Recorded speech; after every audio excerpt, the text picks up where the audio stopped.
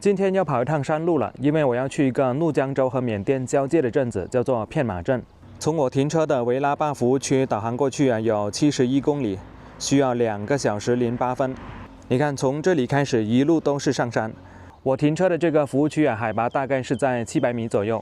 那么片马镇呢，海拔是在3000米左右，这个海拔相差了2300多米啊。看一下今天的天气啊，最低是10度，最高19度。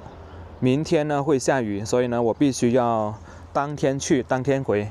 如果说在那里住一晚的话呢，明天呢骑摩托车不好下来，因为下雨。由于今天时间比较赶，所以呢早餐呢不自己做了，直接到下面的小沙坝服务区吃一个肯德基算了。走，反正也是要经过那里哦。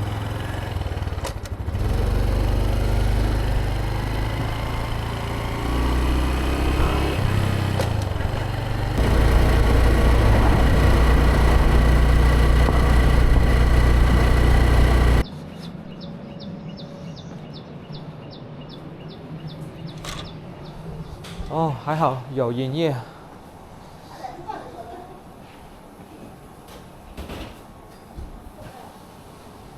有早餐吗？还点不了的。还点不了啊？对，我们才刚开店呢。要等多久？要再稍微等个1个小时左右吧。还有1个小时哦？对。 1个小时完全没法等啊，还是去到直接吃一个午餐算了。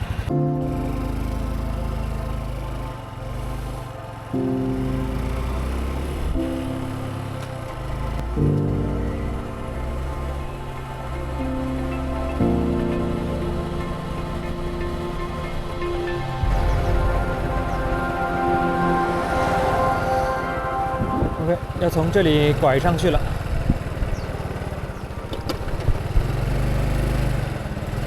这边呢是有一块石头写着高黎贡山，我要把导航加上了。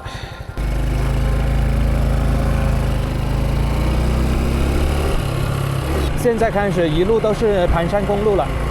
从小沙坝出发到片马有2条路可以走，一条是316省道，这条路比较宽，但是路线比较长；另一条是滴水河公路，滴水河公路路程要短20公里左右，但是路窄坡陡，有些路段会车比较困难，上到半山腰还是会与316省道重新汇合。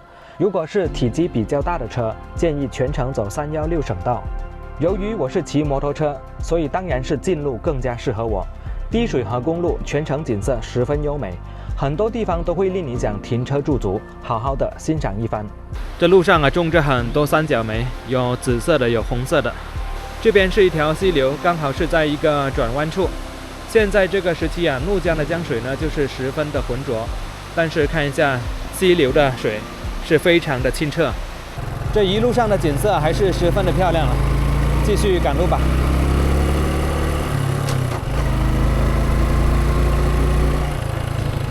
哇，碰到一群羊群。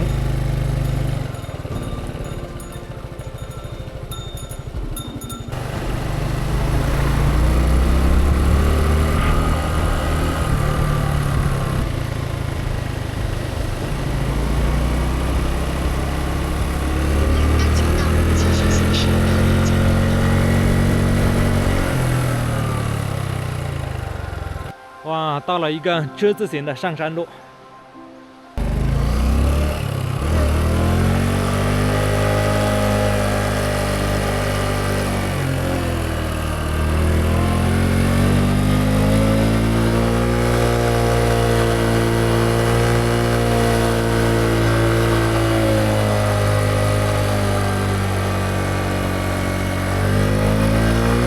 哇，非常陡啊！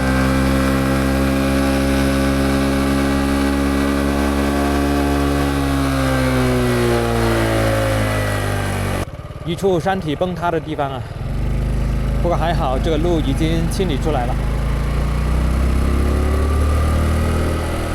高黎贡山自然保护区，你看这边呢是有一个牌子有一条山路可以上去。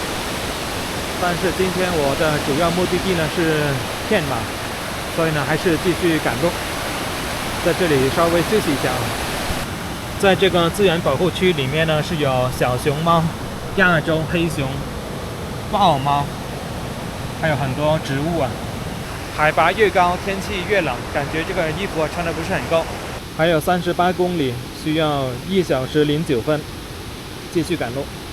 片马是位于高黎贡山西侧的半坡上，也就是说，我们要翻越这一带高黎贡山的最高处，然后再往下走一点，才能到达片马镇。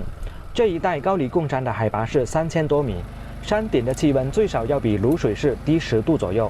要来片马镇游玩的朋友，一定要带好衣物，以免上到山顶被冻成狗。这里已经几乎是高黎贡山的山顶了，海拔大概有3000多米。这上面的空气非常冷。片马抗英驼峰航线纪念馆是往这个方向，还有2公里。已经到片马镇了，我发现这里有很多金银木材的缅甸旗木馆。哇，这个木头好大！什么情况啊？修路？修路走不了，你要从这边走。哦，从这边啊？去那个驼峰纪念馆哦。对，你就这里走，然后等一下到对面，你不要直走，你右转下来。右转啊？你这个出来就是。哦，好的，好的，好的，好的。我下来看一下这里啊。这个缅甸旗木馆啊，像这些是茶盘吗？果盘。果盘啊，不是茶盘啊。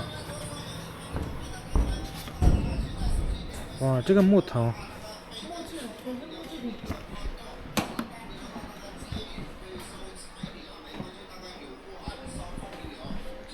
这个就是茶盘啊。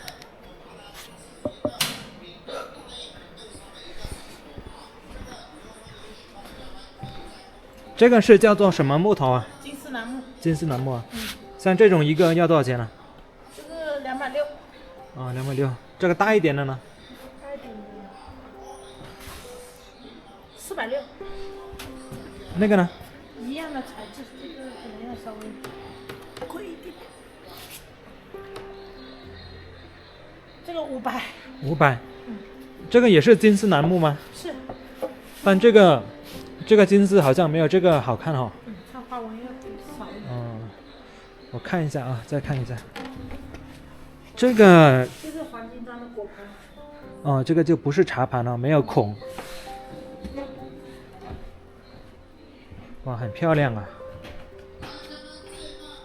哇，这些就是巨大无比的。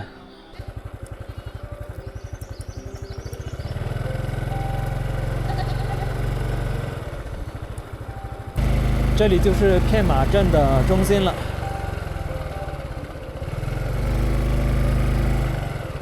找个饭店吃个饭了。肚子饿死了。偏航，左转。由于我出发时没有吃早餐，加上来到片马镇已经是中午12点多了。对于我来说，第一件事当然是先吃个饭。这个腊肠可以炒吗？可以炒，这是香肠。香肠。是麻辣味的对吧？可以炒蒜苗，可以炒青椒。这个多少钱啊？带饭多少？带饭是42。带饭42对吧？好，行吧。这个怒江的腊肠呢，跟川味的腊肠差不多。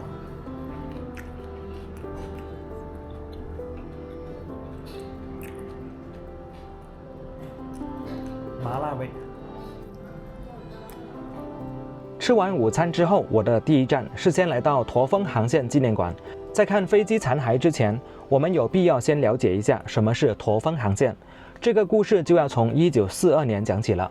当时的日军占领了缅甸，切断了同盟国援助中国抗击日本的唯一一条通道，也就是滇缅公路。当时的中国政府和美国陆军商议，决定在中国航空公司原来的昆明至加尔各答航线的基础上，开辟出一条空中补给走廊，用这条航线来替代滇缅公路，继续为中国提供抗战物资。由于航线要飞越被视为空中禁区的喜马拉雅山脉，下方群山耸立，似骆驼峰背，这就是著名的驼峰航线。与驼峰航线同样出名的还有一支飞虎队。1941年7月10日，第一批自愿来华参战的美国战斗机驾驶员从旧金山启程前往中国。8月1号，美国志愿航空队成立，陈纳德将军为航空队的总司令。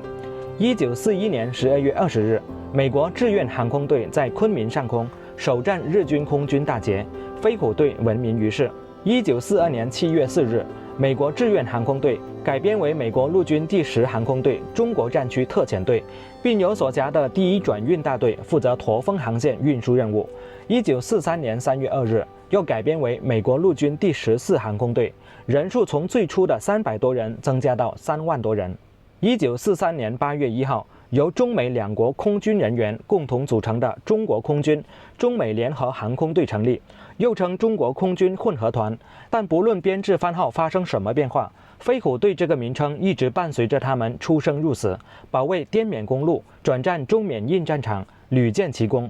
这个纪念馆比较特殊，它是唯一一个有2战时期驼峰航线飞机残骸的纪念馆。这是重新被复原后的一个飞机框架，我们来看一下这边的残骸啊。现在我们看到的飞机残骸，就是在驼峰航线上执行飞行任务时坠落下来的飞机。1943年3月11号，一架中国航空公司的 C53型53号运输机，满载云南各旧生产的西锭和一些猪鬃、钨矿，随同另外3架运输机，从昆明乌家坝机场返回印度汀江，在飞越片马地区上空时，因为气候恶劣和低气压的影响，第53号飞机坠入海拔3325米的原始森林中。3个星期后，驼峰飞行员在空中发现了53号飞机，在片马垭口以南3英里的山峰森林中。因为日军侵占了这一片地方，所以无法取得联系和救援。机组人员包括美国的机长 Jimmy Fox、中国香港的副驾驶员谭轩，还有一名中国广东的报务员王国良，3人全部失踪。为了更好地保护坠机，珍存这一历史见证，1998年5月27日，当地政府把53号坠机搬运到离坠机地点50公里以外的片马镇，为纪念中美3名抗日航空烈士，特立纪念墓碑，让后人永远铭记。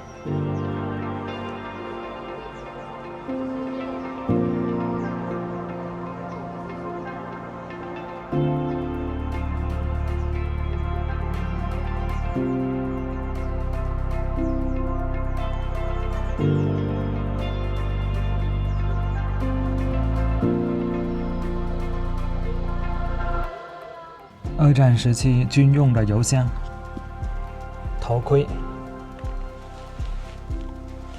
那这是饭盒、军用担架，这边呢也是飞机残骸啊，飞行员的信息牌，还有飞机的轮胎，这是2战飞虎队的军服、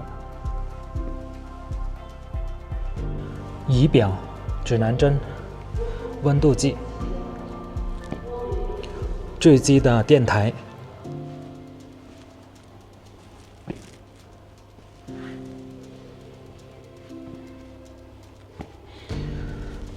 把每一个能够捡回来的零部件呢都捡回来了，包括一颗螺丝、一个弹簧。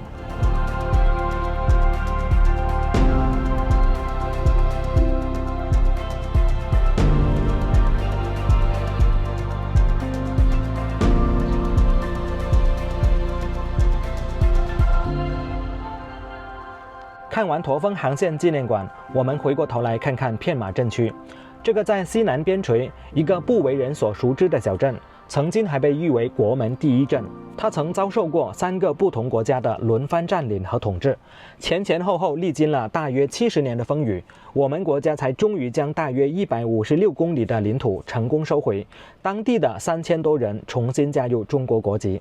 片马镇的地理位置比较特殊，它的北面、西面和南面都是挨着缅甸，是卤水市向缅甸突出去的一块地方，相当于是中国西南地区的一个国门了，显得尤为重要。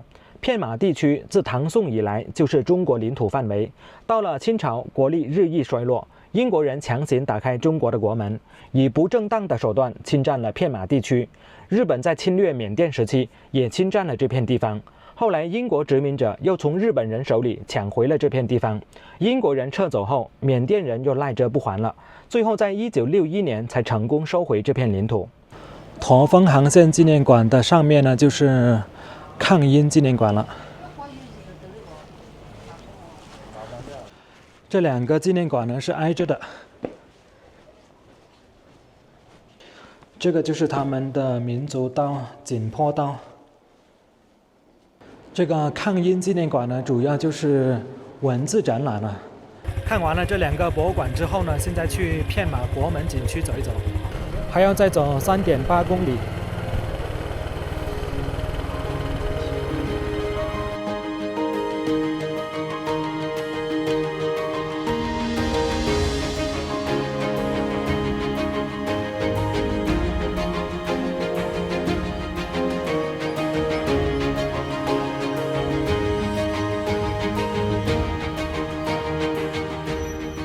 这里就是中国片马口岸，看起来非常的简单。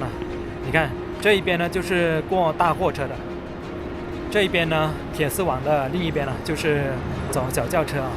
这里来了一台大货车，准备过缅甸。这个车牌呢还是中国云南的，要先过这个地磅。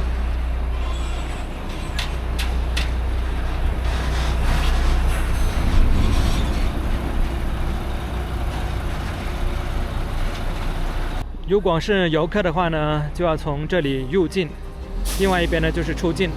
这一边就是中国海关的办公大楼了，还有他们的宿舍。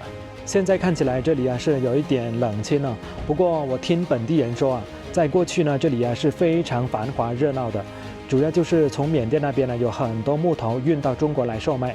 那么现在呢缅甸那边呢就是没有出口木头了，也许是因为那边好的木头、大的木头都卖光了，所以呢渐渐就没有货了。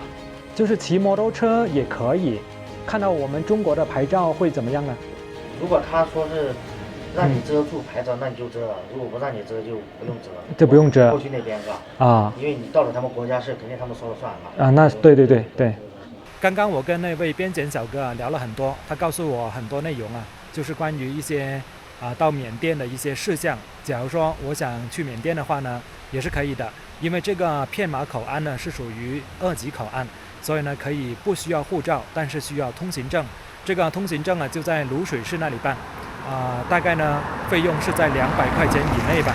然后需要一个公司给你做担保，在中国这边的公司也可以，缅甸那边的公司也可以。然后摩托车呢也可以骑过去。过去的时候，那边当兵的还会找你收200块钱的手续费，就是属于小费之类的了。不过这一次我并没有想过要去缅甸了，因为缅甸呢这个国家给人的印象，目前来说呢还是不怎么好。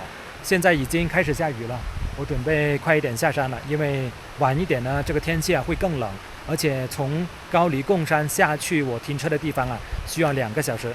这个时节正是怒江的雨季，时有发生泥石流，道路被堵住也是经常发生的事。逛完片马镇已经是下午4点多了，我想趁天还没黑就赶紧下山，结果还没有到山顶垭口就遇到封路，因为前面的路要清理淤泥，这一等就是2个半小时，直到晚上7点钟才放行。你好，请问要封到什么时候7点，晚上7点钟我的天呐亮！哇，在这里堵了2个半小时，现在都已经是晚上7点钟了，天气更加的冷我看了天气预报，知道第2天会下雨，我必须今天赶下山。天色越晚，气温就越低，我也只好顶着寒冷，骑着我的小摩托下山。当我回到维拉坝服务区的时候，已经是晚上9点半了。